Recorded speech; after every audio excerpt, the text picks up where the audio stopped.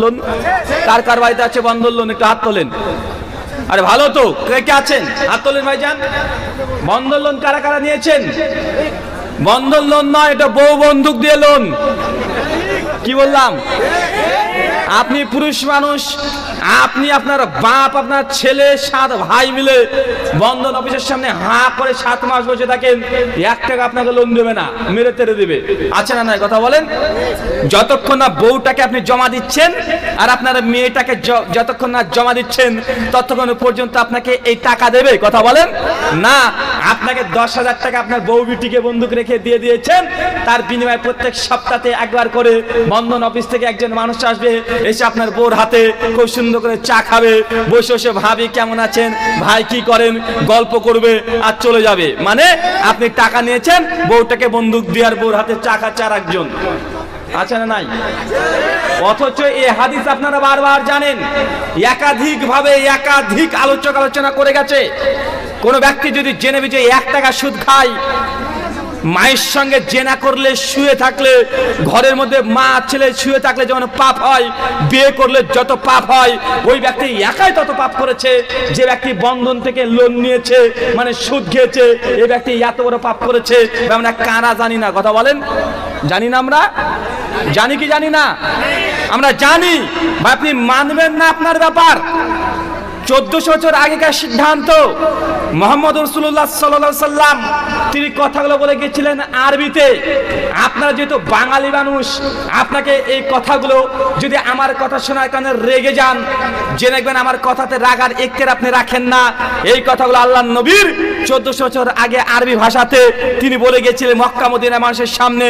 আর আপনি আমি আপনার আমার এলাকার মানুষের কাছে বলে গেলাম এই কথা, যে ব্যক্তি সুদ খায়, মায়ের সঙ্গে জেনা করলে যত পাপ হয়, আল্লাহ নবী বলছে ওই ব্যক্তি একাই তত পাপ করছে। এরপরেও যদি বন্ধন লোন যা আছে এই বকেয়াকে মিটিয়ে দিতে হবে। তারপর যদি না খেতে পারবেন, তারপরে বন্ধন লোন নেওয়া যাবে না। যদি নেন, নবীর ভাষা অনুযায়ী মায়ের সঙ্গে জেনা করছেন। কথা বুঝতে পারলেন না ভাইজান? খুব কঠিন মনে হচ্ছে। জি, এটা আল্লাহ নবীর কথা। আল্লাহ নবী এইভাবে বলে গেছেন, এটা আমরা জানি, মানছি না, দরকার নেই মানেন না। তবে এই কথাগুলো আপনি জেনে রাখেন, আমরা সকলে জানি যৌতুক নেওয়া সুন্নাত। জি, যৌতুক নেওয়া সুন্নাত নয়? যৌতুক ইসলামে নেওয়া সুন্নাত না, দেওয়া সুন্নাত। সুন্নাত না? একটা মেয়েকে বিয়ে করবেন, মেয়েটার জন্য একজন পুরুষ মানুষ হিসাবে মেয়ে মানুষরা হয় দুর্বল, এই জন্য মেয়েটিকে আর্থিক সহযোগিতা করতে হয়, সেটাকে বলা হয় মোহর। দেনমোহর আছে না নাই? তো দেনমোহর পুরুষরা দেয় মেয়ে মানুষকে। দেনমোহর কারা কাকে দেয়? পুরুষ মানুষের জন্য নির্ধারিত যে তার স্ত্রীকে, তার বউটাকে সে মোহরানা দেবে। কিন্তু আমাদের বর্তমান প্রেক্ষাপটে উল্টো হয়ে গেছে কি যায় নাই? কথা বলেন, উল্টো হয়েছে কি হয় নাই? এখন ছেলেরা বিয়ে করতে যাচ্ছে, মোহরানা কি 5,001 টাকা। আচ্ছা না নাই? আবার বলছে না না না না, অনেক বড় আল্লাহর ওলি, বলছে 1,786 টাকা। আচ্ছা না নাই? কথা বলেন? মানে এখানে আল্লাহর ওলি সাজতে গিয়েছে, মানে 786 টাকা দেন মোহর। অথচ মেয়ের বাপের কাছ থেকে আগে মোটরসাইকেল। আছে না নাই? আবার মেয়ের বাবা বলছে যে না না না, যৌতুক নেওয়া হারাম, আমরা নিই না। বিয়ের ঠিক 2 দিন আগে মেয়ের বাপের কাছে ছেলের বাবা ফোন করে বলে যে বিয়াই কেমন আছেন? জি ভালো আছি, তো কাল বাদ দিয়ে তো আপনার বাড়িতে আসছি। জি বিয়া, আসেন আসেন আসেন, আমরা অপেক্ষায় আছি, আমাদের সব কিছু কমপ্লিট হয়ে আছে, একদম স্টেজ রেডি হয়ে গেছে, আমাদের এলাকাতে সমস্ত মানে রান্না বান্না জন্য হাঁড়ি টাড়ি সব নিয়ে চলে এসেছি, আমাদের প্যান্ডেল রেডি হয়ে গেছে, আসেন আসেন আসেন। ছেলের বাবা মেয়ের বাবাকে তখন বলছে যে দেখুন বিয়া, আসলে আমার ছেলেটা না, আপনাকে তো বলেছি, খুব বুদ্ধিমান, জানেন তো, খুব বুদ্ধিমান। ব্যবসা যা বুঝে না, অনেক ব্যবসা বুঝে, আর কঠিন ব্যবসা বুঝে, মারাত্মক ব্যবসা বুঝে। ওই যে এখানে কাজ করতো, ওখানে এমন ভাবে সে দোকানটাকে চালিয়েছে না, দোকান ছিল 2 বছরের মধ্যে দোকানের ক্যাশ ডবল করে দিয়েছে। খুব ব্যবসা বোঝে, কিন্তু ছেলেটার হাতে টাকা নাই, জানেন। সেটা যদি টাকা ক্যাশ পেতো না, ব্যবসাতে যদি লাগাতো, ও 5 বছরে 4 ডবল করে ফেলতো। ভাই ও কিন্তু মোহর নেবে না, সরি ও কিন্তু যৌতুক নেবে না মেয়ের ছেলের বাবা। ভাই আছে না নাই কথা বলেন? ছেলে বাবা যৌতুক নেবে না, কিন্তু বিআইকে ফোন করে 2 দিন আগে এটা বলছে। যদি হতো না, যদি হাতে ক্যাশ পেত, লাখ 3 টাকা যদি ক্যাশ পেত, তাহলে এমন ব্যবসা করতো, মনে হতো 20 তলা বিল্ডিং করে ফেলতো। মানে পরোক্ষভাবে বলছে যে হ্যাঁ হ্যাঁ 3 লক্ষ টাকা দিস। আছে না নাই কথা বলেন? আছে। মানে এইসব প্রতারণার বাটপারি করে মুসলিম সোসাইটির সমাজের মধ্যে আছে না না, এগুলো এখনো আছে। তো এটা যে হারাম বা এটা আমরা জানি কি জানি না কথা বলেন? এটা আমরা জানি। মানে আপনাকে এই কথাগুলো বলার উদ্দেশ্য হচ্ছে এইটা, ভাইজান ইসলাম জানি না মানুষ, এমনও মানুষ খুঁজে পাওয়া মুশকিল আছে। এই কথাগুলো আমরা জানি তো জানি, পাশের হিন্দুরাও জানে ইসলাম ধর্মে মদ খাওয়া হারাম। আছে না নাই? বিড়ি জর্দা আলাপাতা গুল গুটকা খাওয়া হারাম, হিন্দুরাও এখন জেনে নাই। হিন্দুরাও বলে যে ইসলাম ধর্মে মুসলমানদের মদ খাওয়া হারাম, কিন্তু তারপরে এক শ্রেণী হুজুররা আছে বলে মদ হারাম না, সরি এইসব জর্দা সিগারেট এগুলো হারাম না, মানে এগুলো মাকরু। আছে না নাই কথা বলেন? তার মানে আপনাকে এগুলোর উদাহরণ দিয়ে আমার উদ্দেশ্য একটাই, যে ইসলাম জানি না, ইসলাম জানি না এমন কিছু নেই। আমরা ইসলাম মোটামুটি যেগুলো ফরজ বিধান, যেগুলো সুন্নাহ, যেগুলো ওয়াজিব, যেগুলো হারাম, যেগুলো জায়েজ, মোটামুটি আমরা সবগুলোই জানি, কিন্তু আমরা মানি না। আর আপনি মানতেও চাইলে মানতে পারেন, না চাইলে না মানেন, আমাদের 5 পয়সা যায় আসে না। আল্লাহ সুবহানাহু বলছেন পবিত্র কোরআন সূরা গাশিয়া সূরা নম্বর 88 আয়াত নম্বর 20 এবং 21, ফাযাক্কির ইন্নামা আনতা মুযাক্কির লাস্তা আলাইহিম বিমুসাইতির। আমাদের কাজ শুধু মানুষের কাছে এই সত্য বাণীগুলো প্রচার করে দেওয়া। আল্লাহ আমাদেরকে দারোগা রূপে পাঠায় নাই, জোর করে আপনাকে এই কাজগুলো করানোর দায়িত্ব আমার নেই। কুলিল হাক্কু মির রাব্বিকুম ফামান শাআ, আল্লাহ হচ্ছে বলে সত্য এসেছে তোমার রবের পক্ষ থেকে, যার ইচ্ছা গ্রহণ করবে, যার ইচ্ছা বর্জন করবে। আপনি চাইলে মানতে পারেন, না চাইলে না মানতে পারেন। আমাদের কাজ সত্যটাকে প্রচার করে দেওয়া। আল্লাহ সুবহানাহু ওয়া তাআলা মুসলিম উম্মাহকে এই কথাগুলো বোঝার তৌফিক দান করো। সকলে পড়ি আল্লাহুম্মা আমিন। আজকের আলোচ্য বিষয় মুসলিম জাতির অধঃপতনের কারণ। গোটা বিশ্ব জগতে আমরা মুসলমানরা কত কোটি আছি কথা বলেন? কত কোটি আছি? জি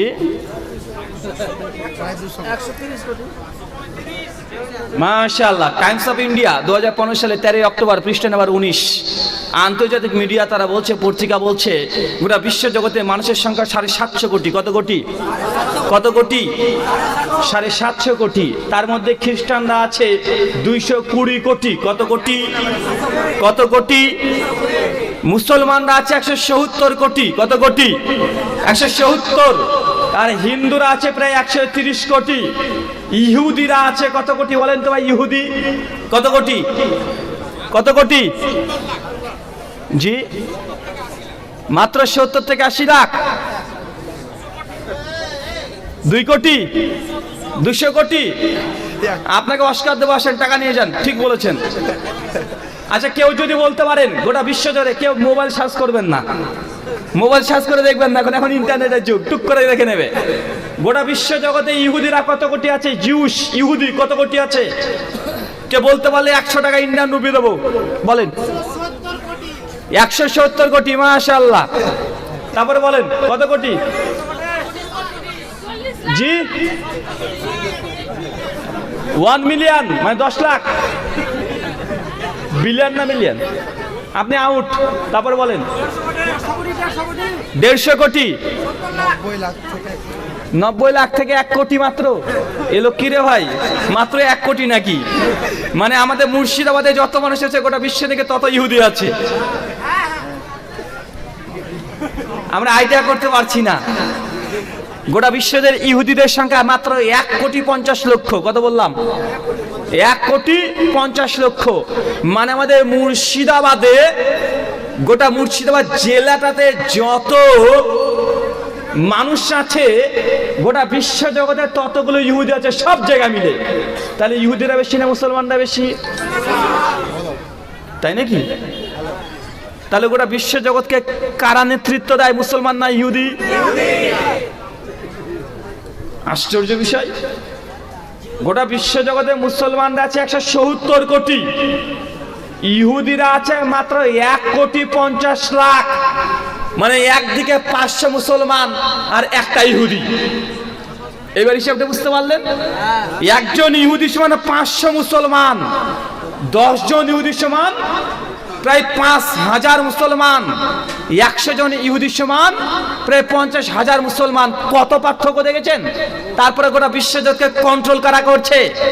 ইহুদিরা, টাকা দিয়ে, ক্ষমতা দিয়ে, শক্তি দিয়ে, সব জায়গা দিয়ে। আর গোটা বিশ্বজগতে যে ধর্মের মানুষরা সবচেয়ে বেশি মার খায়, কিল খায়, কোন মানুষগুলো? মুসলমানরা। অথচ আল্লাহ সুবহানাহু ওয়া তাআলা পবিত্র কোরআন সূরা আলে ইমরান সূরা নম্বর 3 আয়াত নাম্বার 110 বলছেন, কুনতুম খায়রা উম্মাতিন উখরিজাত লিন-নাস।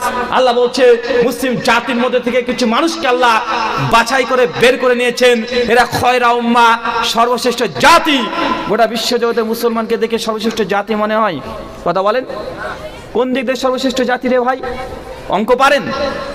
বডমাসের ফর্মুলা কতজন বলতে পারবেন? পারবো? কথা বলেন। জ্যামিতি তো মাধ্যমিকে পাস করেছেন টুকলি করে, আছে না নাই? কথা বলেন। ভূগোল তো মানে মাথা গোল। পদার্থবিদ্যারে কিছু বুঝি না, অনুপরমাণু, ইলেকট্রন, নিউটন, প্রোটন কি কিছু বুঝি না, মাথায় ঢোকে না। আর অঙ্কের তো মহাপণ্ডিত, মানে অঙ্কের তো মারাত্মক পণ্ডিত। ইংরেজি, ওরে সর্বনাশ। মুসলমান কোন দিক দিয়ে এগিয়ে আছে? আল্লাহ সুবহানাহু ওয়া তাআলা বলছে কুনতুম খায়রা উম্মাহ, সর্বশ্রেষ্ঠ জাতি। যদি বলা হয় ধর্মের দিক থেকে কি মুসলমান সর্বশ্রেষ্ঠ জাতি, বর্তমান প্রেক্ষাপটে মুসলমান ধর্মের দিক থেকে সর্বশ্রেষ্ঠ জাতি নয়, বরং মুসলমানরা ধর্মহীন। আজ অধিকাংশ মুসলমান ইসলাম ধর্ম মানেই না, আছে না নাই? কথা বলেন। এলাকাতে যদি আপনাদের এলাকায় যদি 5,000 মুসল্লি হয়, 5,000 যদি বসতি হয়, কতজন 5 ওয়াক্ত সালাত আদায় করে? কথা বলেন। কতজন? কত পার্সেন্ট? মানে মুসলমানরা ধর্ম থেকে পেছনে, আছে না নাই? কথা বলেন। আছে। আমি আপনাকে এই কথা বলার উদ্দেশ্যে এইটা বারবার এই নুকতাটাকে মানে আপনাকে ফোকাস করতে বলছি। গোটা বিশ্বজুড়ে খ্রিস্টান আছে 220 কোটি, হিন্দুরা আছে 130 কোটি, মুসলমানরা আছে 170 কোটি, ইহুদিরা আছে মাত্র 1.5 কোটি। কিছুদিন আগে বার্মাতে রোহিঙ্গা মুসলিমদের ওপরে রক্তের বন্যা ঝরে দিয়েছে, মুসলমানদেরকে নির্যাতন করেছে, দেশ থেকে বের করে দিয়েছে। বাংলাদেশ, ভারত, পাকিস্তানে মুসলমান এখন আশ্রয় নিয়েছে, বা আছে না না? কথা বলেন। বার্মার রোহিঙ্গা মুসলিমদের উপরে যে নির্যাতন করেছে, যারা করেছে তারা কোন ধর্মের? বৌদ্ধ ধর্মের না? গোটা বিশ্ব যদি বৌদ্ধরা বেশি না মুসলমানরা বেশি? বৌদ্ধরা বেশি না মুসলমানরা বেশি? বৌদ্ধরা সর্বোচ্চ 5 থেকে 6 কোটি হবে। গোটা বিশ্ব জগতে বৌদ্ধরা 5 থেকে 6 কোটি হবে। আমরা মুসলমানরা কত কোটি? 170 কোটি। চিন্তা করে দেখতে পাচ্ছেন? একজন ইঁদুরও হাতিকে লাথি মারছে, ব্যাঙও হাতিকে লাথি মারছে। গোটা বিশ্ব জগতে মুসলিম জাতি নির্যাতিত। যে যেই দিক থেকে পারে সে সেই দিক থেকে মুসলমান জাতিকে এখন নির্যাতন করছে। আগে তো শারীরিক নির্যাতন করতো, এখন মুসলিম জাতির মেন্টালিটির উপরে আঘাত করছে, বারবার থাবা দিচ্ছে। গোটা বিশ্ব জগতে যে ধর্মের ধর্মীয় পণ্ডিতের উপরে সবচেয়ে বেশি বাজে মন্তব্য করা হয়, সে ধর্মীয় পণ্ডিতের নাম কি? মুহাম্মদ রাসূলুল্লাহ সাল্লাল্লাহু আলাইহি সাল্লাম। কখনো দেখেছেন পৃথিবীর কোন নাস্তিক খ্রিস্টানদের যে নবী, মুসলমানদেরও নবী, কিন্তু খ্রিস্টান যাদেরকে আইডল মনে করে, জিজাস ক্রাইস্ট, নবী ঈসাকে নিয়ে বাজে মন্তব্য করতে দেখেছেন? কথা বলেন। দেখেছেন কোন নাস্তিককে দেখেছেন ভগবান শ্রীকৃষ্ণকে নিয়ে বাজে মন্তব্য করতে? হিন্দুদের কোন দেবদেবতাকে নিয়ে বাজে মন্তব্য করতে দেখেছেন? না। কিন্তু মুসলমানদের নবীদেরকে নিয়ে বারবার মন্তব্য করা হয় কি হয় না? বারবার করা হয়। তার মানে আপনাকে বুঝতে হবে, আগে কত শারীরিক নির্যাতন, এখন মুসলিম জাতিকে মেন্টালিটির দিক থেকেও তাকে বারবার থাবা দেওয়া হচ্ছে। তার মানে গোটা বিশ্ব জগতে মুসলমান জাতি এখন নির্যাতিত, নিষ্পেষিত, এটা আপনাকে বিশ্বাস করতে হবে। এখন আমার একটা আপনাদের কাছে প্রশ্ন, ভাই বুঝলাম নির্যাতিত, কারণ কি? কারণ আছে না নাই? যে জাতি 170 কোটি, আর সেই জাতিকে গোটা বিশ্বের সবাই মারে, খ্রিস্টানরা মারে, আছে না নাই? ইহুদিরা বাইতুল মুকাদ্দাস দখল করে নিয়েছে কি নাই? কথা বলেন। বাইতুল মুকাদ্দাস, জেরুজালেমের মসজিদ, মুসলমানদের মসজিদ নিয়েছে কি নাই? নিয়েছে। ভারতবর্ষের বাবরি মসজিদ হিন্দু মুশরিকরা নিয়েছে কি নাই? নিয়েছে। গোটা বিশ্বজুড়ে খ্রিস্টানরা কত দেশকে যে মুসলমানদের দখল করেছে, স্পেন, এই দেশটা মুসলমানরা 800 বছর ক্ষমতায় ছিল, গোটা দেশকে তারা কবজা করে নিয়েছে কারা? কথা বলেন, খ্রিস্টানরা। আপনি এখন চিন্তা করে দেখেন, ভারতের বাবরি মসজিদ দখল করেছে হিন্দুরা, ইহুদিরা মুসলমানদের বাবরি মসজিদ, মুসলমানদের বাইতুল মুকাদ্দাস জেরুজালেমের মসজিদ দখল করে নিয়েছে। খ্রিস্টানরা স্পেনের লাখ লাখ মসজিদকে তারা ভেঙে দিয়ে তারা তাদের গির্জা তৈরি করেছে। তো আপনাকে আবার আমি মনে করে দিই, গোটা বিশ্ব জগতে মুসলমান জাতি নির্যাতিত না মুসলমান জাতি এখন খয়রা উম্মাহ? কথা বলেন, কোনটা কোনটা? এখন সমস্ত দেখলাম মুসলিম জাতি বর্তমানে প্রেক্ষাপট এই অবস্থায় আছে। এখন এর জন্য কারণ জানা দরকার আছে না নাই? কথা বলেন। এই কারণ আল্লাহ হাদিসে বলে গেছেন। সুনানে আবু দাউদ খুলবেন, কিতাবুল ফিতান, হাদিস নাম্বার 4299। সাওবান রাদিয়াল্লাহু তাআলা আনহু তিনি হাদিস বর্ণনা করছেন। হাদিসের সারাংশ আপনাকে বাংলা অনুবাদটা বলি।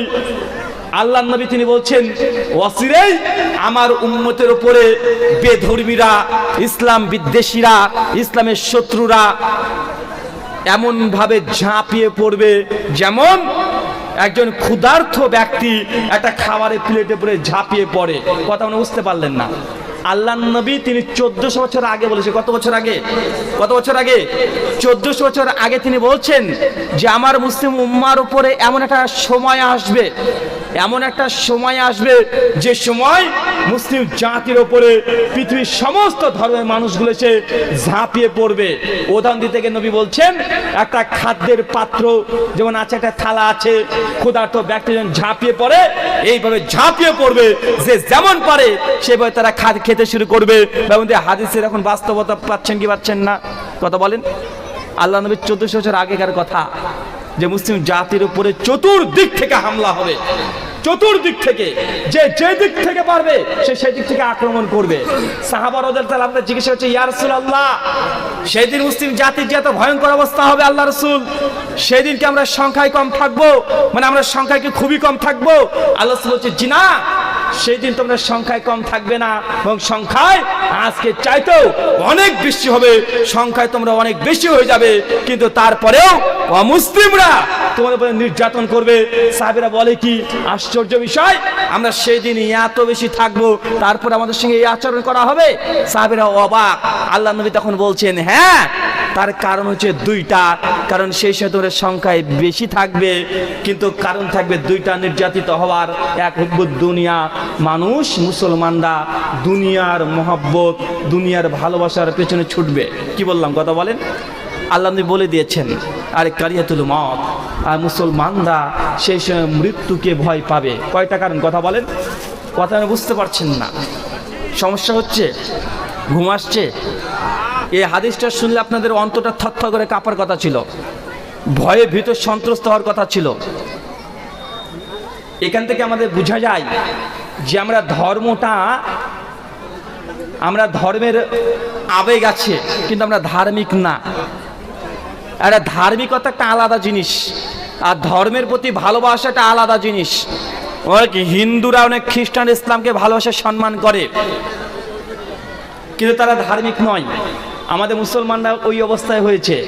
ইসলাম ধর্মের প্রতি আমাদের আবেগ আছে, কিন্তু আমাদের কাছে এটা 100% বিশ্বাস আমরা করি না। আল্লাহ নবীর কথাগুলা এক একটা কথার 1 কোটি টাকা মূল্য দিলেও পারবেন না। নবী বলছেন যে মুসলমান জাতি পরে যে নির্যাতন হচ্ছে বা হবে, অচিরেই হবে, এর দুটো কারণ। এক, মুসলমানরা মৃত্যুকে ভয় পাবে। কিসে? কথা বলেন। মৃত্যুকে ভয় পাবে, মৃত্যু দেখলে ভয়। আর দুই, দুনিয়ার প্রতি ভালোবাসা, দুনিয়ার মোহ। আল্লাহ নবী আরেকটা অংশ বলেছেন যে সেই সময় মুসলিম জাতির অন্তরে, মুসলিমদের অন্তরে কাফেরদের ভয় ঢুকে দেব। মানে মুসলমান কাফেরকে দেখলেই ভয় পাবে, আর কাফেররা মুসলমানকে দেখে কোনো ভয় পাবে না। চারটে কথা মনে রাখেন। এক, মুসলিমরা মৃত্যুকে ভয় পাবে। দুই, মুসলমানরা দুনিয়ার পেছনে ছুটবে। তিন, মুসলমানরা কাফেরকে দেখে ভয় পাবে। চার, কাফেররা মুসলমানকে দেখে ভয় পাবে না। এটা যে কিয়ামতের একটা আলামত, আখির জামান একটা আলামত। আল্লাহ নবী বলছে মুসলমান জাতির সঙ্গে এই জিনিস ঘটবেই ঘটবে। ভাই বলুন তো এখন ঘটছে কি ঘটছে না? মুসলমানরা এখন কাফেরকে দেখে ভয় পায় কি পায় না? আপনি নিজেই ভয় পান যে কখন আমি এনআরসি খাতে পড়ে যাই কি যায় না। আপনি বারবার চলে যাচ্ছেন ভিডিও অফিসে, বারবার এখানে যান ওখানে যান, আপনি কাফেরকে দেখে 24 ঘন্টার মধ্যে সবসময় আপনি ভয় পান। আল্লাহ নবী যে এটাই বলছে যে মুসলমান কাফেরকে দেখে ভয় পাবে আর কাফেররা মুসলমানকে দেখে ভয় পাবে না। আজকে হচ্ছে কি হচ্ছে না কথা বলেন? এই ভারতবর্ষের মধ্যে পশ্চিম বাংলা, গোটা ভারতবর্ষের মধ্যে পশ্চিম বাংলার মধ্যে মুর্শিদাবাদ, মালদা, বাংলাদেশের রাজশাহী, চাঁপাইনবাবগঞ্জ, পঞ্চগড়, ঠাকুরগাঁ, এই অঞ্চলটাই আমরা আহলে হাদিসরা সবচেয়ে বেশি। আপনাকে জানা আছে সবচেয়ে বেশি এই জায়গাতে কেন? কারণ এই জায়গা থেকে মুর্শিদাবাদ, মালদা, এই জায়গাগুলো থেকে ব্রিটিশ বিরোধী আন্দোলনরা মুসলমানরা করেছিল। আর এর নেতৃত্ব দিয়েছিল সেই সময়তে এনায়েত আলী, বেলায়েত আলী, নাম আমরা অনেকেই জানি না। তারা মুর্শিদাবাদ আর মালদায় তাদের ঘাঁটি ছিল। এইখান থেকে বিহারের পাটনাতে আলাজদের মার্কাজ ছিল, ওইখানে বারবার তারা প্রস্তুতি নিত। আজকে আমাদের এই ভারতবর্ষে জন আহলে হাদিসরা, মুসলিম জাতি শুধু আহলে হাদিস নয়, সকলেই বিশেষ করে ব্রিটিশ বিরোধী আন্দোলন করেছে। আহলে হাদিস এই মুর্শিদাবাদ মালদা থেকে সবচাইতে বেশি আন্দোলন করেছে। এই মুর্শিদাবাদের ইতিহাসটাই আলাদা। কিছুটা দূরে আমাদের হাজারদুয়ারি আছে না? কাদের সম্পত্তি? মুসলমান জাতির সম্পত্তি। নরেন্দ্র মোদীজি 26শে জানুয়ারি আর 15 আগস্ট দিল্লির লাল কেল্লার উপর থেকে যে পতাকাটা উত্তোলন করেন, ওই লাল কেল্লা কার সম্পত্তি? মুসলমানদের সম্পত্তি। মানে মোদীজি পতাকা তুলে ভারতবর্ষের স্বাধীনতার পতাকা যে কুতুব মিনারের উপরে তিনি উঠে তুলেন, ওইটা কাদের সম্পত্তি? এটা আমাদেরই সম্পত্তি। ভাই আপনাকে আবারও মনে করে দিই, আল্লাহ নবী বলছে মুসলমান কাফেরকে দেখে ভয় পাবে, কাফেররা মুসলমানকে দেখে ভয় পাবে না। আজকে মুসলমানরা আমরা ভয় পাই কি পাই না কথা বলেন? আমরা সব সময় ভয় পাই। আর এটা হাদিসের বাস্তবতা। আল্লাহ নবী যে তিনি নবী ছিলেন, নবীর এই ভবিষ্যৎবাণী দ্বারা এটা আবারও প্রমাণ হচ্ছে। কিন্তু আমাদের অন্তরে এখনো আল্লাহ নবীর কথাগুলোর উপরে প্রভাব অন্তরে ফেলছে না। নবী যে কথা বলেছে তার সবগুলো ঘটে যাচ্ছে। আল্লাহ সুবহানাহু ওয়া তাআলা এই কথাগুলো মুসলিম উম্মাহকে বোঝার তৌফিক দান করো। সকলে পড়ি আল্লাহুম্মা আমিন। এক, মুসলিম জাতি কাফের দেখে দেখে ভয় পাবে। আমরা ভারতবর্ষ দীর্ঘ 800 বছর শাসন করেছি। কত বছর? 800 বছর। 800 বছর শাসন করেছি। আপনাদের এই লালগোলা, আপনাদের এই হাজারদুয়ারি এলাকা, লালগোলা, লালবাগ, আপনারা যারা বসবাস করছেন 4 পুরুষ 5 পুরুষ আপনি চলে যান, অধিকাংশে দেখবেন আপনার বাপ এই এলাকার মন্ত্রীর ছেলে ছিল। কথা বুঝতে পারলেন না? মুসলমান জাতি এই গোটা ভারতবর্ষকে 700 থেকে 800 বছর ক্ষমতায় ছিল। মানে আমাদের 3 পুরুষ 4 পুরুষের উপরে চলে গেলে দেখবেন যে আমাদের বাপ দাদারা তারা কি করেছে?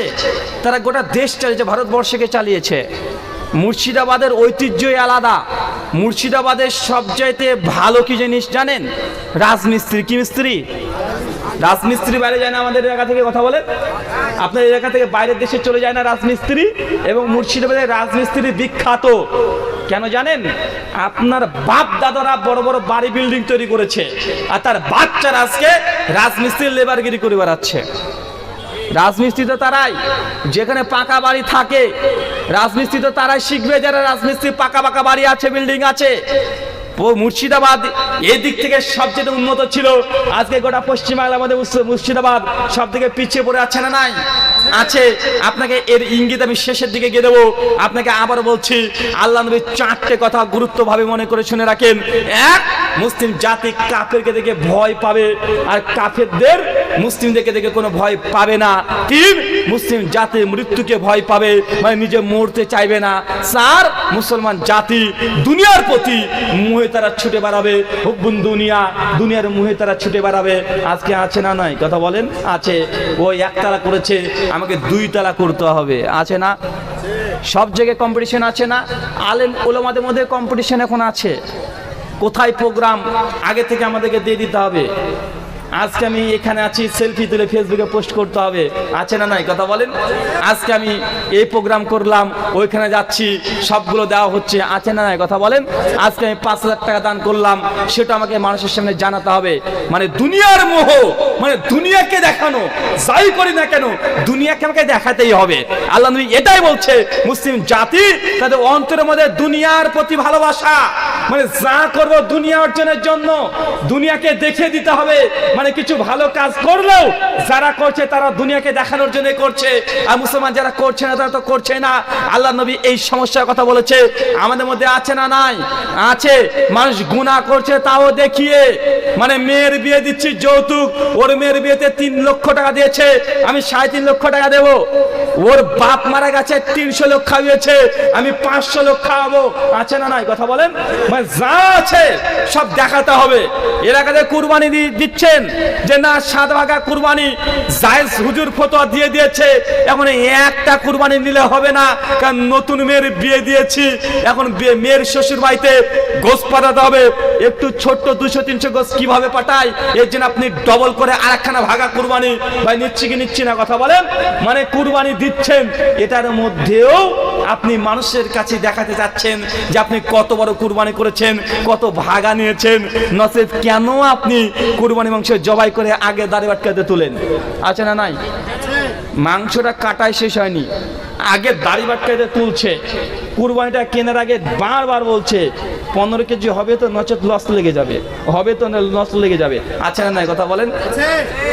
মানে কুরবানি মাংস করে যতক্ষণ দায়িত্বে চাপাতে পারছে, ওর মনে হচ্ছে যে কুরবানি কবুল হলো না, মানে ও চিন্তাতে পড়ে গেছে। যদি মাংস কমে যায়, মানে মারাত্মক চিন্তার মধ্যে আছে, আছে না? আছে। মানে যাই করুক দুনিয়ার প্রতি মানুষের টান, দুনিয়াকে দেখাতে হবে। এটা মুসলিম জাতির মধ্যে একটা করোনা ভাইরাস।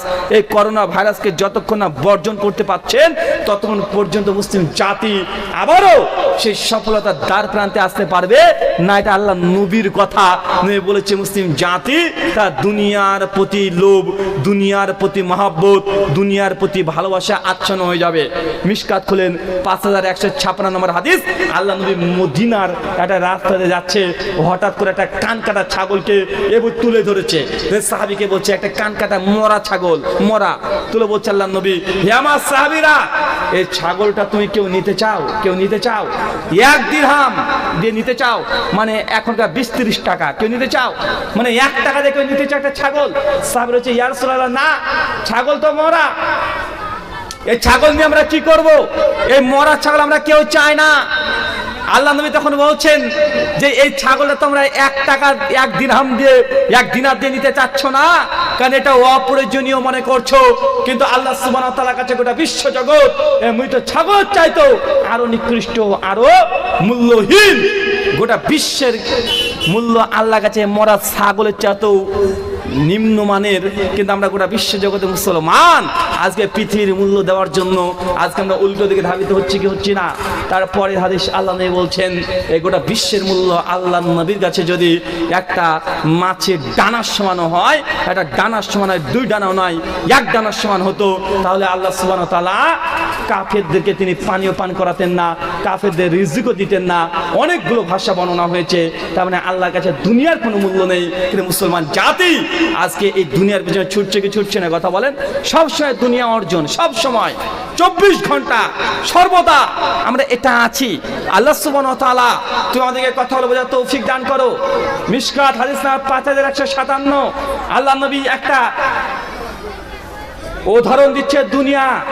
দুনিয়া কি জিনিস? আল্লাহ নবী বলছেন তুমি যদি কোন সমুদ্রের মধ্যে তোমার আঙ্গুলটাকে এইভাবে চুবিয়ে দাও, এইভাবে চুবানোর পরে তোমার আঙ্গুলে যতটুকু পানি তুমি তুলতে পেরেছো, এই পানিটা হচ্ছে দুনিয়া। আর যেটা সমুদ্রের পানি থেকে গেল এটা হচ্ছে আখিরাত। কথা মনে বুঝতে পারছেন না? এটা সমুদ্রের মধ্যে যদি আঙ্গুল চুবিয়ে দেন, বোতলের মধ্যে হাতের আঙ্গুলটা চুবিয়ে দিলেন, তুললেন তুললেন, কতটুকু পানি তুলতে পারবেন? যতটুকু তুলতে হচ্ছে, এটা হচ্ছে দুনিয়া তুলেছেন, দুনিয়া মানে পৃথিবীর সম্পত্তি তুলেছেন। আর যে বোতলের মধ্যে পানি থেকে গেল, এটা আখিরাতের সম্পত্তি। মুসলমান, আমরা হাতের এই আঙ্গুল সহ পানি নেওয়ার জন্যই আমরা গোটা বিশ্ব জগতে আজকে যত আত্মসাৎ, প্রতারণা, সিটিংবাজি আছে না নাই, কথা বলেন। দুনিয়ার প্রতি হুজুর খুব ভালোভাবে জানে। আল্লাহ নবী খুব ভালোভাবে বলে দিয়েছেন, যে ব্যক্তি তাবিজ করলো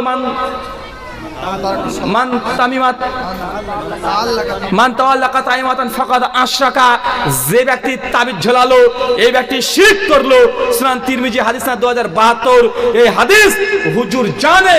হুজুর তারপরে তাবিজ দেয় কি দেয় না, কথা বলেন, দেয় কি দেয় না? কেন? দুনিয়া। কারণ একটা তাবিজ দিলে 500 টাকা পাচ্ছে, বছরের পর বছর যদি তাবিজ দিয়ে যায়, বছর শেষে দেখা যায় হুজুর তাবিজ দিয়ে প্রায় 80 থেকে 90,000 টাকা মাসে ইনকাম করেছে।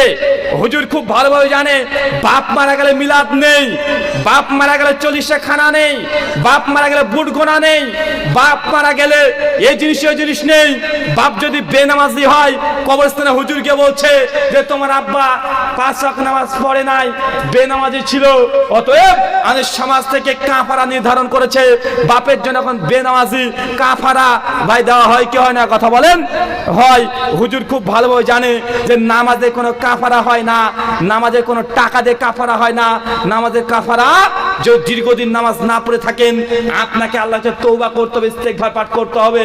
আর যদি যে নামাজ, সেই ওয়াক্তের নামাজ আপনি কাজা করে ফেলেছেন, যদি ওয়াক্তের কথা মনে থাকে, আপনি এই কাজা ওয়াক্তের সালাত আদায় করে নেবেন। কিন্তু হুজুর এখন কবরস্থানে গিয়ে হুজুর বলে দিচ্ছে, যারা নামাজ পড়েনি তাদের কোনো কাফারা 2300 টাকা আছে না নাই, কথা বলেন?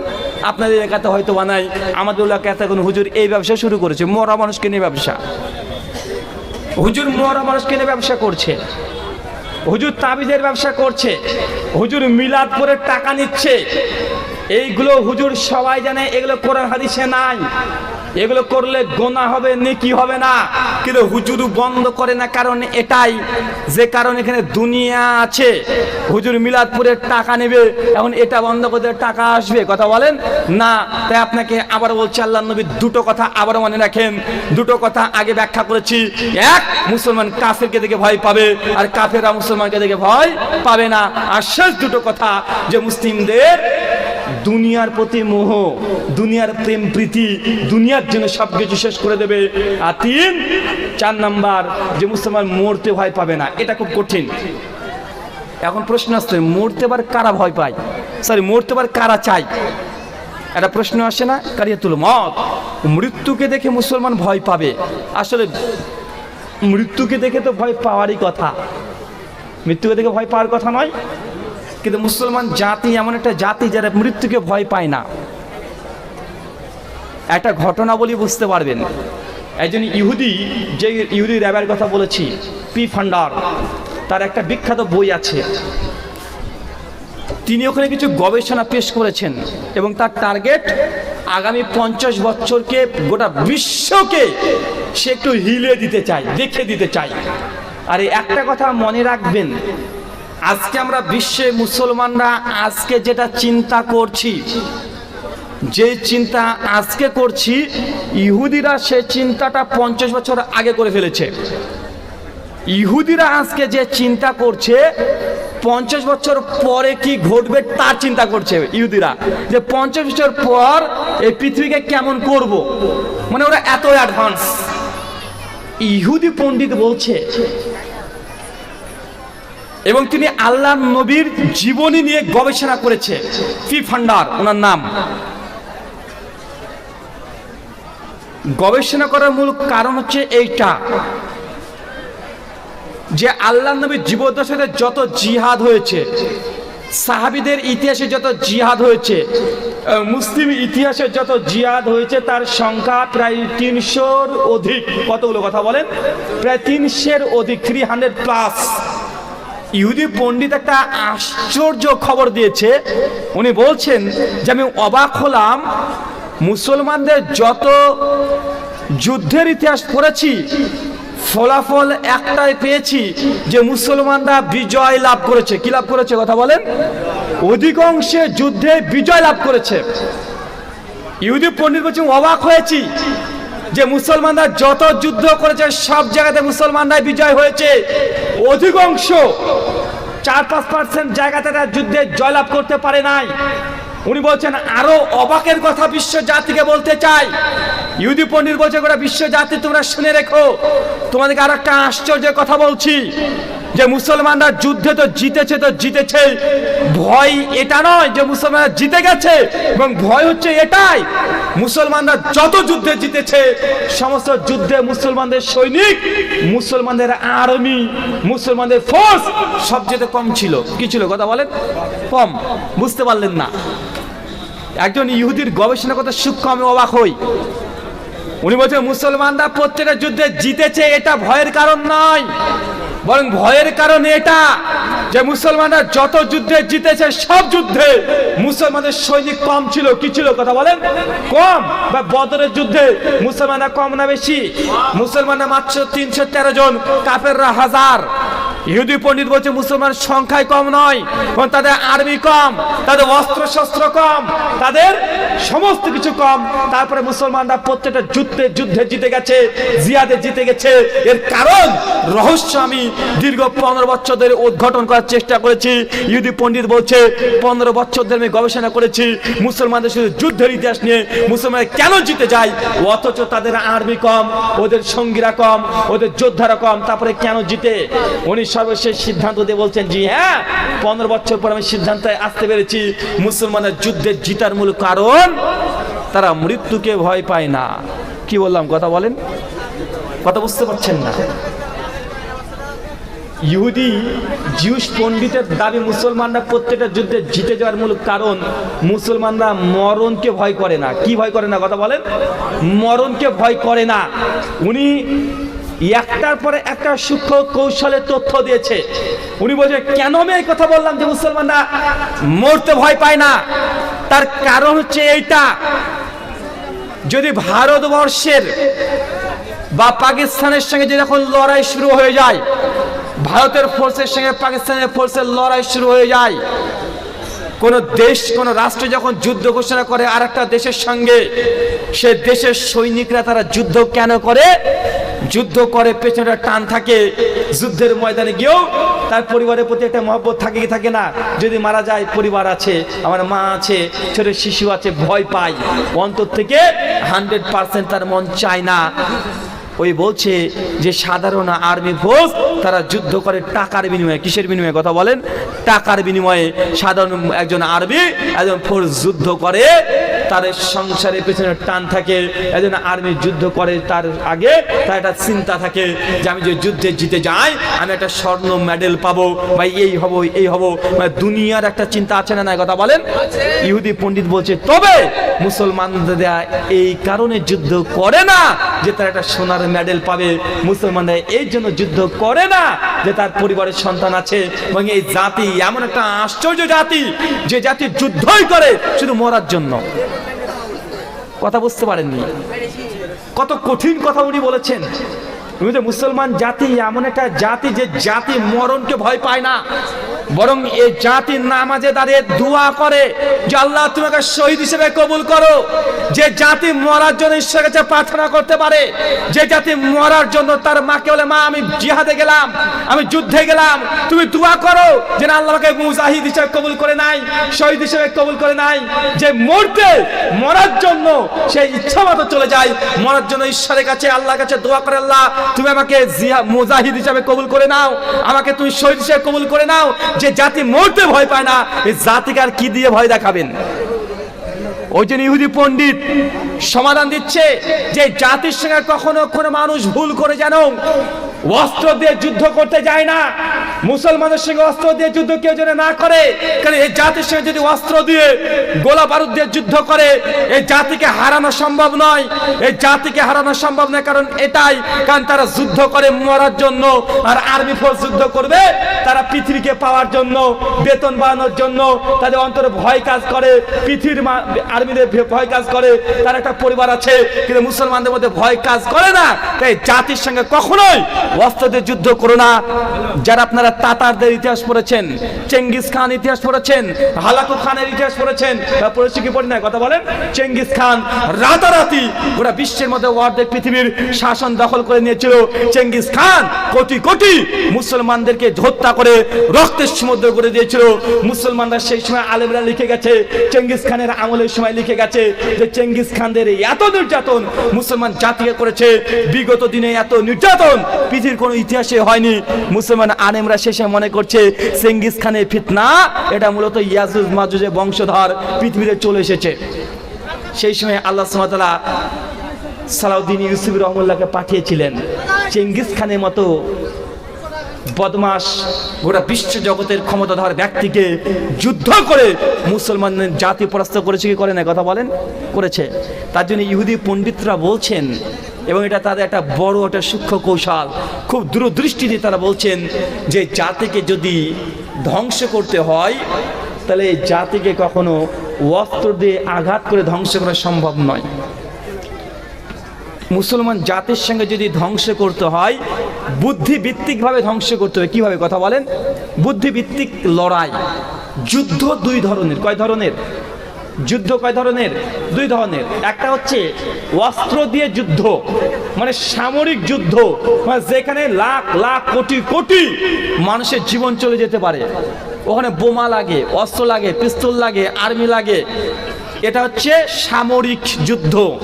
আর একটা যুদ্ধ হচ্ছে ইন্টেলেকচুয়াল ওয়ার, বুদ্ধিভিত্তিক লড়াই, মানে একটা সম্প্রদায়কে বুদ্ধি দিয়ে, কূটনীতি বুদ্ধি দিয়ে ধ্বংস করে দেওয়া এবং পঙ্গু করে দেওয়া, জিন্দগিতে মাঝে খাড়া করে দাঁড়াতে পারবে না। ইহুদি তারা বলছে যে মুসলিমদেরকে কখনো যুদ্ধ করে পরাস্ত করা যাবে না, সম্ভব নয়, পারবে না। পৃথিবীর কোনো শক্তি একে যুদ্ধ করে পরাস্ত করতে পারবে না, ধ্বংস করতে পারবে না। তাই এই জাতিকে যে ধ্বংস করতে হয়, করতে হবে কি দিয়ে? বুদ্ধিভিত্তিক লড়াই। মানে মুসলমানদের মধ্যে এমন কিছু বুদ্ধিভিত্তিক আমাদেরকে কাজ করতে হবে যে মুসলিম জাতি নিজেরাই নিজেদের ধ্বংস হয়ে যায়। এই জন্য কয়েকটা পয়েন্ট দিয়েছে, সে পয়েন্টগুলো আমি শেষে আপনাদেরকে দিয়ে যাব। তার আগে একটা কথা বলে রাখি যে ইহুদিরা মুসলমানদেরকে খপ্পরে ফেলে দিয়েছে, একদম খপ্পরে। ইহুদিদেরকে ছাড়া এক ধাপ নিয়ে চলতে পারবেন না। মানে ইহুদিরা গোটা বিশ্ব জগতে এমনভাবে ফাঁদ এঁটে ফেলেছে, এক ধাপ আলেম কি বড় মাপের আলেম হোক, আল্লাহর ওলি হোক, তারপরে ইহুদিদের খাপ থেকে আপনি বেরোতে পারবেন না। এমনভাবে গোটা বিশ্ব জগৎকে তারা জাল ফেলে রেখেছে। কয়েকটা উদাহরণ দেবো, কয়েকটা উদাহরণ দিয়ে বুঝতে পারেন যে কোথায় আপনি পড়ে আছেন। আমি আলোচনার বিষয়ে বলেছি আজকে কোরআন হাদিস দিয়ে খুব বেশি আলোচনা করবো না। আজকের আলোচ্য বিষয় মুসলিম জাতির অধপতনের কারণ। আপনি জানেন না যে আপনাকে ইহুদিরা কিভাবে ধরে ফেলেছে। আপনার ছেলের সঙ্গে প্রতিদিন ইহুদি কথা বলে, ইহুদিরা আপনার ছেলের সঙ্গে কথা বলছে, আপনার মেয়ের সঙ্গে কথা বলছে, আপনি জানেন না। আপনাকে একটা প্রমাণ দিয়ে বুঝতে পারবেন। সকালবেলায় ঘুম থেকে উঠে আমরা প্রথমে কি করি? ব্রাশ করি না ভাই? যে পেস্ট ব্যবহার করেন সে পেস্ট কি কোম্পানির? সবচেয়ে ভালো কোনটা? ক্লোজআপ। ক্লোজআপ ব্যবহার করি না ভাইজান? মালিক কে? মুসলমান। ক্লোজআপের মালিক কে? ইহুদি।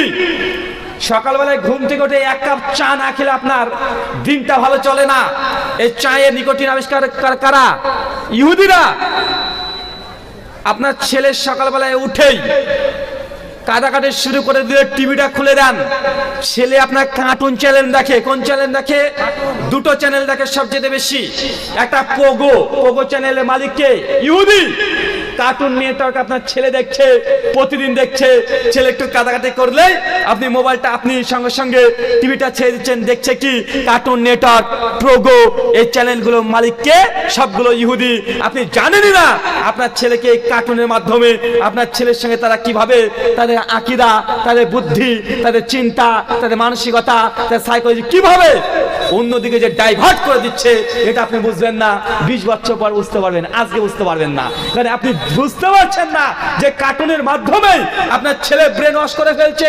এই কার্টুনের মাধ্যমে তার চিন্তাকে পরিবর্তন করে দিচ্ছে, তাদের বুদ্ধিকে ডাইভার্ট করে দিচ্ছে। আমরা বাপ মারা বুঝতে পারছি না। সকালবেলাতে আপনি যদি মনে করেন যে আমি হলিউড সিনেমা দেখবো, সবচেয়ে জনপ্রিয় সিনেমা হলিউড যদি দেখতে চাই, কোন চ্যানেল দেখি? HBO। মালিককে? ইহুদি। টিভিতে যে জন্তু জানোয়ারের চ্যানেল দেখবেন, কোন চ্যানেল দেখেন? The Discovery of India, national geography. মালিককে ইহুদি, হাতে চোট পেয়েছেন, ডাক্তারখানায় যাচ্ছেন, প্রথমে তাকে ইনজেকশন দেওয়া হয় সিরিঞ্জ। এই সিরিঞ্জের মালিককে আবিষ্কার কারা করেছে? ইহুদি। এতগুলো মোবাইল আছে, মুসলমান আমরা বলছি ইহুদিরা আমাদের ভয়ঙ্কর শত্রু, মারাত্মক শত্রু। জি হ্যাঁ, তাদের মতো শত্রু গোটা বিশ্ব জগতে মুসলমানদের জন্য কেউ নাই। তাদের শত্রু ইহুদিরা আজকে অস্ত্র দিয়ে লড়াই গোটা বিশ্ব জগতের সঙ্গে করে না, তারা এখন বুদ্ধিভিত্তিক লড়াই করে। আপনাকে আমি এটা এতক্ষণ ধরে বোঝানোর চেষ্টা করছি, জেনে রাখবেন পৃথিবীতে আর অস্ত্র দিয়ে লড়াই হবে না, আস্তে আস্তে বন্ধ হয়ে যাবে। এখন লড়াই চলবে বুদ্ধিভিত্তিক লড়াই, চিন্তার লড়াই। চিন্তা, যে সম্প্রদায়, যে ব্যক্তি, যে জনগণ যত বেশি চিন্তা করতে পারবে সেগুলো বিশ্বজগৎকে দখল করে নেবে। এই যে ক্যামেরাগুলো লাগানো আছে, নাহলে 50টা মোবাইল এখানে আমাদের সামনে এই মুহূর্তে আছে। এই যে ভিডিও করছে, ভিডিও করার জন্য কি লেগেছে?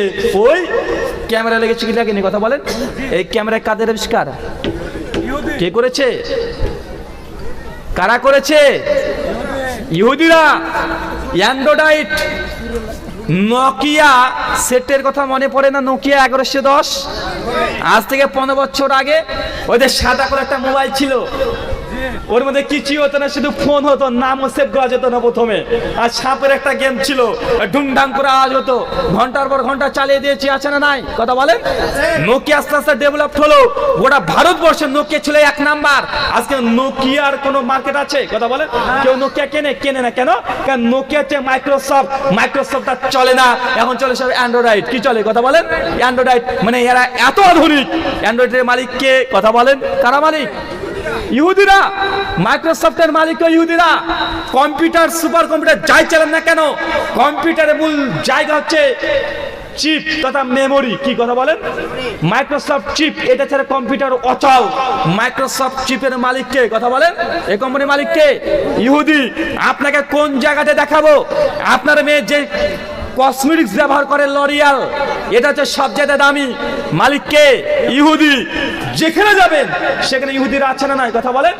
যেখানে যাবেন সেখানে ইহুদিরা দখল করে ফেলেছে। আপনি যত ইহুদিকে শত্রু মনে করেন না কেন, অবশ্যই ইহুদিরা শত্রু।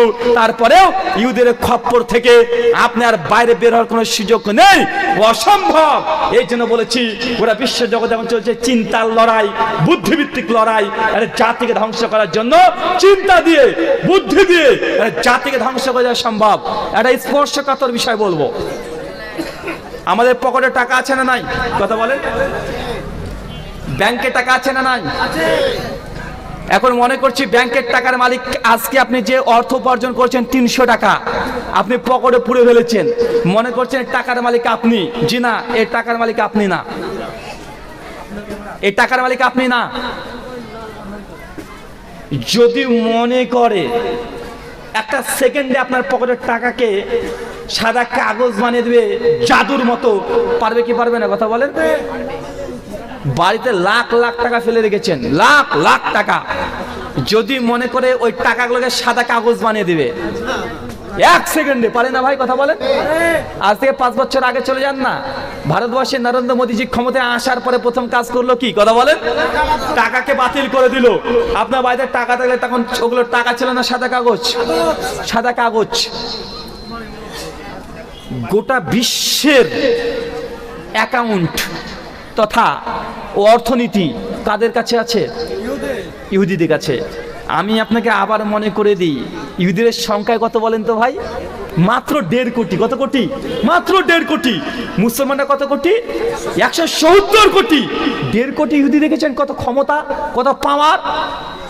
আপনি মনে করছেন আপনার পকেটের টাকা আপনার? জি না, আপনার পকেটের টাকা আপনার নয়। আপনাকে আর একটা প্রমাণ দিয়ে আপনি বুঝতে পারবেন। বাংলাদেশের 100 টাকার সমানে ইন্ডিয়ান কত টাকা হয়? 70, 80, 82, 85 এরকমই থাকে।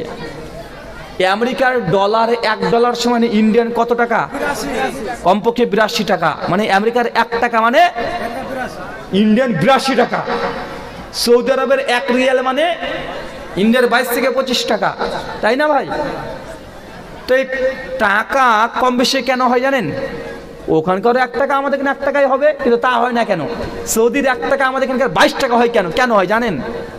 অনেকে জানি না। কারণ হচ্ছে যে দেশের সরকার রিজার্ভ ব্যাংকে যত পরিমাণে সোনা জমা দেবে, কি জমা দেবে কথা বলেন, স্বর্ণ গোল্ড যত পরিমাণে জমা দেবে, রিজার্ভ ব্যাংক তখন পারমিশন দেয় এবং রিজার্ভ ব্যাংক সে দেশকে সেই স্বর্ণের বদলে টাকা ছাপিয়ে দেয়। কি দেয় কথা বলেন? ভারতবর্ষের সরকার যদি চায় যে 10 কোটি টাকা ছাপিয়ে নেব রাতে রাতে মেশিন দিয়ে, পারবে না। পারবে না। কি করতে হবে? সরকারকে সোনা নিয়ে যেতে হবে রিজার্ভ ব্যাংকের কাছে। 10 কুইন্টাল স্বর্ণ দেবে সরকার, 10 কুইন্টাল স্বর্ণের যা দাম, রিজার্ভ ব্যাংক তখন 10 কুইন্টাল স্বর্ণের দামের টাকা এখন ছাপিয়ে ছাপিয়ে মোদিজির হাতে দিয়ে দিবে। জানেন, আপনি সোনা দিয়েছেন, আপনি টাকা পেয়ে গেলেন। যে দেশ যত বেশি রিজার্ভ ব্যাংকে সোনা দিবে, সে দেশের টাকার মূল্য তত বৃদ্ধি পাবে। সৌদি আরবে ভারতের চাইতে বেশি সোনা দিয়েছে, তাই তাদের 1 টাকা মানে আমাদের 22 টাকা। বাংলাদেশ সোনা রিজার্ভ ব্যাংকে কম জমা দিয়েছে, তার জন্য বাংলাদেশের টাকার দাম 1 বারই কম।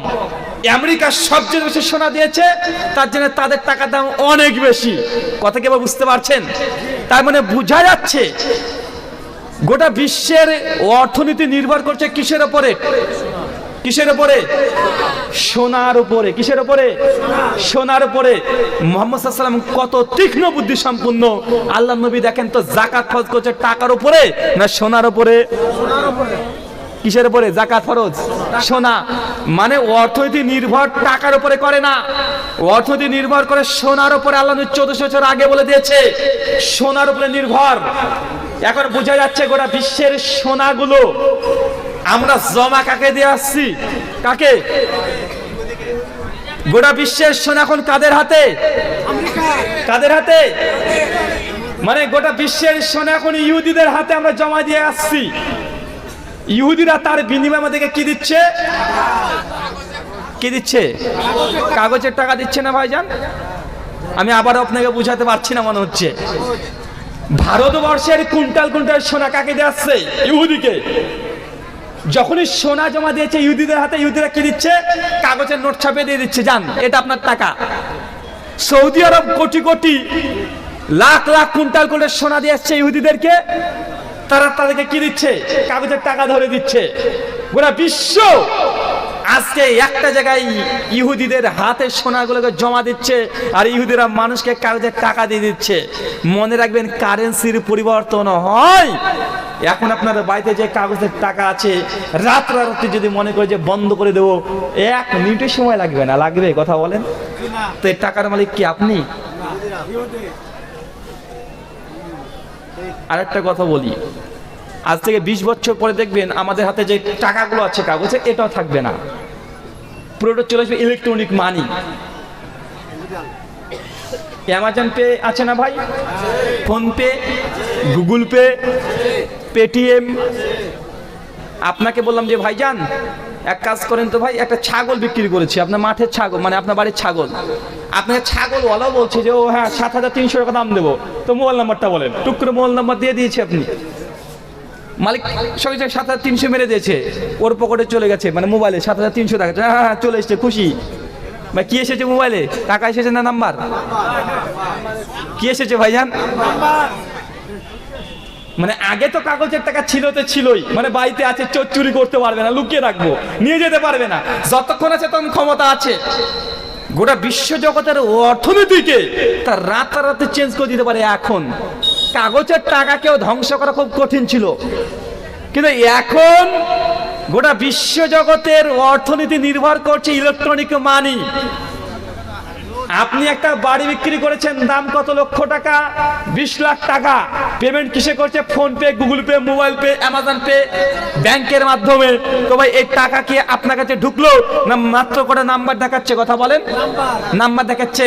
আর এই গোটা মোবাইল সিস্টেমটাকে, গোটা মাইক্রোসফটটাকে, গোটা অ্যান্ড্রয়েডকে, গোটা অ্যাকাউন্টেন্টসকে নিয়ন্ত্রণ কারা করছেন? আপনি না তারা? এখন বলেন আপনার টাকার মালিক আপনি? যদি মনে করে যে আপনার এই যে মোবাইলে টাকা ঢুকেছে 1 লাখ টাকা, 1 সেকেন্ড লাগবে না আপনার টাকাটাকে তুলে নিতে, সময় লাগবে? কথা বলেন। এর জ্বলন্ত দৃষ্টান্ত আপনাকে দিয়ে আপনি বুঝতে পারবেন। ব্যাংকে যান না আপনি, অনেক সময় ব্যাংকে যান, ব্যাংকে গিয়ে আপনি টাকা জমা দিয়েছিলেন 50,000 টাকা, গিয়ে তখন আপনি ব্যাংকওয়ালাকে যে টাকা তুলবেন, গিয়ে দাঁড়িয়ে আছেন, কি হলো টাকা তুলতে এসেছি, হবে না লিঙ্ক নেই, আছে না নাই? কি নেই ভাই? লিঙ্ক নেই ভাই, টাকা আপনার জমা দিয়েছেন, আপনি কে তুলতে এসেছেন, বলছে লিঙ্ক নেই। 1 ঘন্টা বসেছেন, দাদা লিঙ্ক এসেছে, হ্যাঁ লিঙ্ক এসেছে, তো সার্ভার ডাউন, আছে না নাই? কথা বলেন, সার্ভার ডাউন। তার মানে আপনারই টাকা আপনার তোলার মতো একটার ক্ষমতা নাই। গোটা বিশ্বের অ্যাকাউন্ট যদি এখন মোবাইল মার্কেটিং এর মধ্যে চলে আসে, মোবাইলের মাধ্যমে চলে আসে, তাদের ইলেকট্রনিক মানি হয়ে যায়। ইহুদিরা যদি মনে করে তারা ওই ইসরায়েল থেকে রাত্রি গোটা বিশ্বের সার্ভারকে ডাউন করে শেষ করে দিতে পারে না, কথা বলেন। আর গোটা বিশ্বের অ্যাকাউন্ট যদি অর্থনীতি যদি তাদের হাতে চলে আসে, ভারতবর্ষের মতো রাষ্ট্র রাতারাতি অন্ধ ন্যাংরা হয়ে বসে থাকবে। কারণ অর্থ যদি শেষ হয়ে যায়, অর্থনীতি শেষ হয়ে গেলে একটা দেশ 10 দিনে মানুষ না খেতে পেয়ে মারা গিয়ে অর্ধেক হয়ে যাবে। চাচা মনে বুঝতে পারছেন না? না যা চাচা বুঝতে পারছে না যে গোটা বিশ্বের অর্থনীতি এখন নির্ভর করছে, গোটা বিশ্বের অর্থনীতি এখন নিয়ন্ত্রণ করছে ইহুদিরা। এখন একটা প্রশ্ন আসতে পারে, রাহুল ভাই ইহুদিদের এত বুদ্ধি কেন? একটা প্রশ্ন আসে না? আরে কোরআন আমাদের কাছে, আর ইহুদিরা এত বুদ্ধি কোথা থেকে পাচ্ছে? জি, ইহুদিরা বুদ্ধি পাবে, এটাই ঠিক। ইহুদিদের বুদ্ধি অস্বাভাবিক হবে, এটাই ঠিক। কোরআনে তার একাধিক দৃষ্টান্ত আছে। পবিত্র সূরা বাকারা খুলবেন, সূরা নম্বর 2 আয়াত নম্বর 47 থেকে পরপর পড়বেন। আল্লাহ ডেকে বলেছে বনী ইসরাইলকে উদ্দেশ্যে। তার আগে আপনাকে বলি, ইহুদিদের সঙ্গে মুসলমানদের সম্পর্ক জানা আছে আপনার? ইহুদিরা কে আমাদের? কথা বলেন তো ভাই, ইহুদিরা আমাদের কে? কথা বলেন। আপনি বলছেন দুশমন, আসলে ইহুদি আমাদের ভাই। কি কথা বলেন? এই কথা কাট করে দিয়ে দেন না যেন আবার, যে দেখেন ব্রাদার রাহুল বললো ইহুদি আমাদের ভাই, এই তো ইহুদির দালাল পেয়ে গেছি। কারণ আমাদেরকে এমনি ইহুদির দালাল বলে। ইহুদিদের সঙ্গে মুসলমানদের রক্তের সম্পর্ক আছে। কিসের? আর একদম ভয়ঙ্কর রক্তের সম্পর্ক আছে। ইহুদি এবং খ্রিস্টান তারা কোথা থেকে এসেছে জানা আছে? জানা নেই। ছোট্ট করে ইতিহাসটা বলি, বুঝতে পারবেন। নবী ইব্রাহিম নাম শুনেছেন? নবী ইব্রাহিম নাম শুনেছেন? নবী ইব্রাহিমের বয়স 90 পার হয়ে যায়, সন্তান হয় না। নবী ইব্রাহিমের বয়স কত? 90 হয়ে যায়, সন্তান হয় না। বারবার নবী ইব্রাহিম বলে রব্বি হাবলি মিনাস সলিহিন, আল্লাহ নেক সন্তান দাও, নেক সন্তান দাও। সন্তানই হয় না, বারবার দোয়া করে। অবশেষে নবী ইব্রাহিমের স্ত্রী সারা, কি নাম বললাম? কথা বলেন, কি নাম বললাম? সারা আলাইহিস সালাম। হঠাৎ ইব্রাহিমকে বলছে, ইব্রাহিম আমরা দুজনই তো বয়স্ক হয়ে গেছি, আমাদের বাচ্চা টাচ্চা হবে না, আমাদের তো অনেক সম্পত্তি অনেক কিছু আছে, চলে না, আমার একটা দাসী আছে, দাসীর নাম হচ্ছে হাজেরা। কি নাম বললাম? সারার দাসীর নাম কি? হাজেরা। হাজেরার সঙ্গে ইব্রাহিম আলাইহিস সালামের বিয়ে দিয়ে দিল। তার মানে কি বোঝা গেল? নবী ইব্রাহিমের 2 জন স্ত্রী হয়ে গেল। কয়জন স্ত্রী? কয়জন স্ত্রী? 2 জন। একজনের নাম সারা, বিয়ে করে স্ত্রী।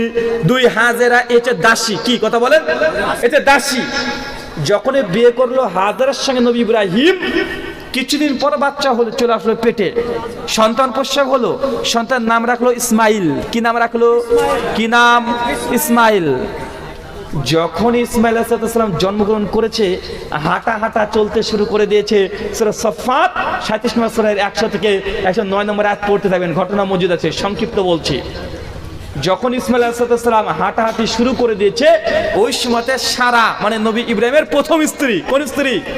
কোন স্ত্রী? প্রথম স্ত্রী সারা আলাইহিস সালামের গর্ভের সন্তান চলে এসেছে, প্রেগনেন্ট। হঠাৎই কিছুদিন পর তার বাচ্চা হয়।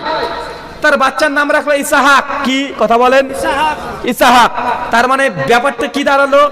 বাবা একজন, মা 2 জন, আর 2 মায়ের পেট থেকে 2টো নবী এসেছে। কয়টা নবী? কটা নবী? 2টা। হাজেরা, তার গর্ভ থেকে এসেছে ইসমাইল, ইনিও নবী। সারা, এর গর্ভ থেকে এসেছে ইসাহাক, ইনিও নবী।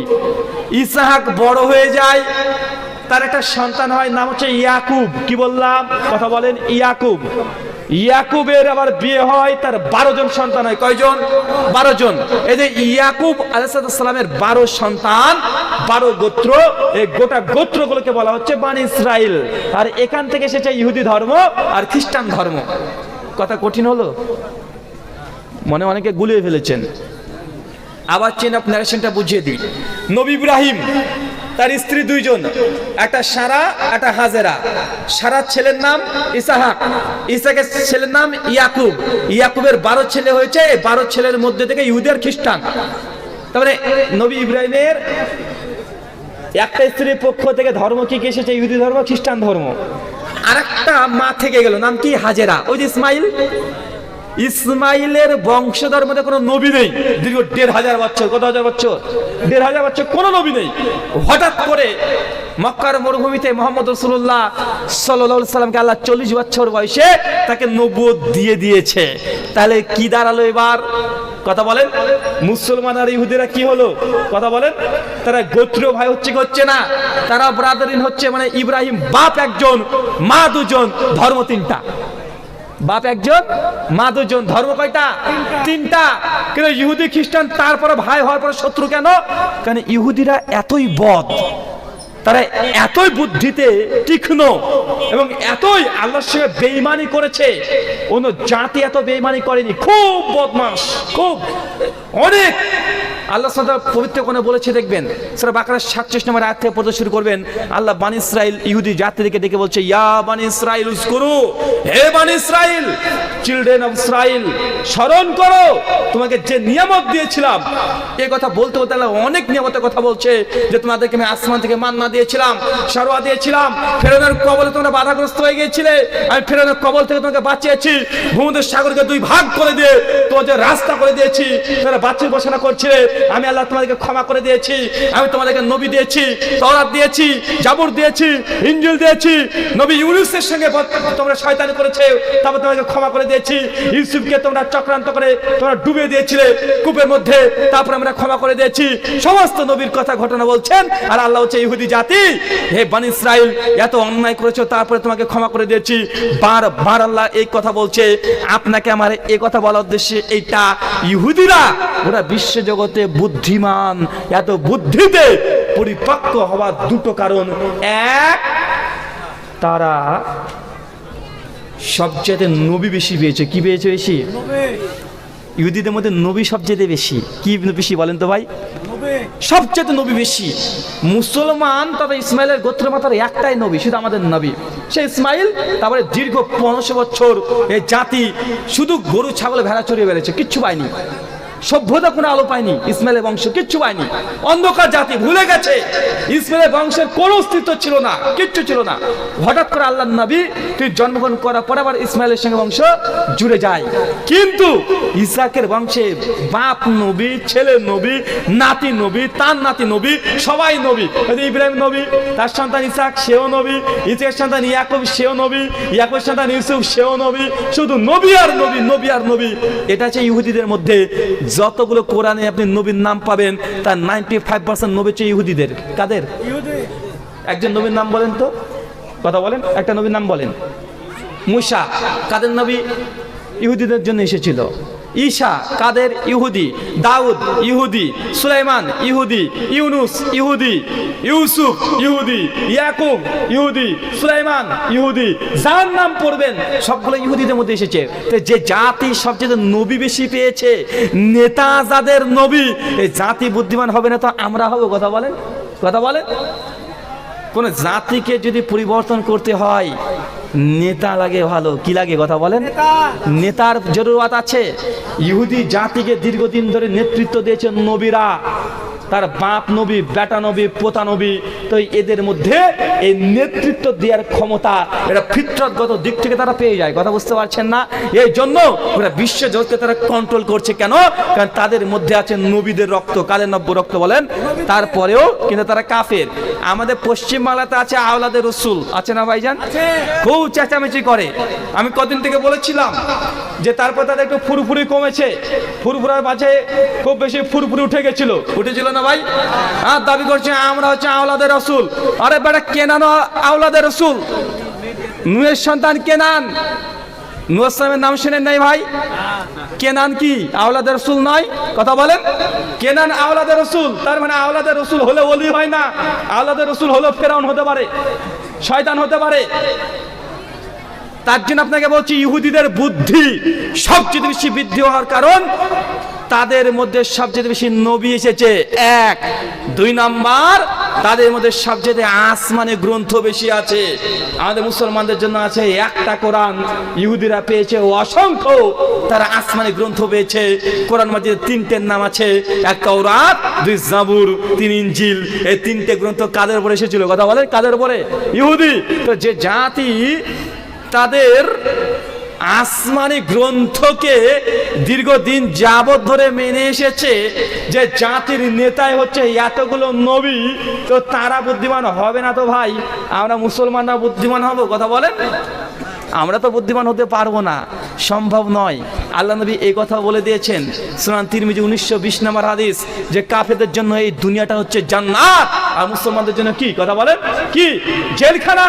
কাফেররা গোটা বিশ্ব জগৎকে জয় করবে, এটা নিশ্চিত। তার জন্য ঘরে ঘরে দেখেন অবিশ্বাসী কাফেররা আমাদের মুসলিমদের উপরে রাজত্ব করছে। আপনাকে সমস্ত কথা বলার উদ্দেশ্য হচ্ছে এটা, ভাই গোটা বিশ্ব জগৎ এখন চলছে বুদ্ধিভিত্তিক লড়াই। এই লড়াই গা ভাসিয়ে দিলে হবে না। আল্লাহ নবীর এই কথা দুটিকে মনে রাখবেন, এক হুব্বুল দুনিয়া, দুনিয়ার প্রতি বেশি ভালোবাসা দেখানো যাবে না। দুনিয়াতে আমি এই করব, ওই করব, এই করব, এটা করা যাবে না। আর কারিয়াতুল মত, মৃত্যুকে ভয় পাওয়া মোটেও যাবে না। এই দুটো জিনিসকে যদি নিজেকে কন্ট্রোল করতে পারেন, ইনশাআল্লাহ অচিরেই মুসলমানদের হাতে আবারও বিজয়ের পতাকা নিশ্চিত আসবে। আল্লাহ সুবহানাহু ওয়া তাআলা পবিত্র কোরআনে একাধিক জায়গাতে বলে দিয়েছে, আল্লাহ সুবহানাহু ওয়া তাআলা তুমি আমাদেরকে এই কথাগুলো বোঝার তৌফিক দান করো, সকলে পড়ি আল্লাহুম্মা আমিন। গভীর রাত্রি, আরো অনেক তো বক্তা আছে নাকি? আরো অনেক বক্তা আছে। আমাকে বক্তৃতা যখনই দিতে দেন, আমার লাস্ট টাইম 11:30, কয়টা? 11:30, যেখানে দেন। তারপরেও শেখ উপস্থিত আছেন, এই জন্য 11:47 করে দিয়েছি। আমাকে দাওয়াত দিলে 11:30 আমার শেষ টাইম। কি বললাম? কথা বলেন। আমার সঙ্গে টাকা নিয়ে কন্ট্যাক্ট হয় না, যে কত টাকা দিতে হবে। আমার সঙ্গে কন্ট্যাক্ট হয় আমাকে কখন স্টেজ থেকে নামাবেন।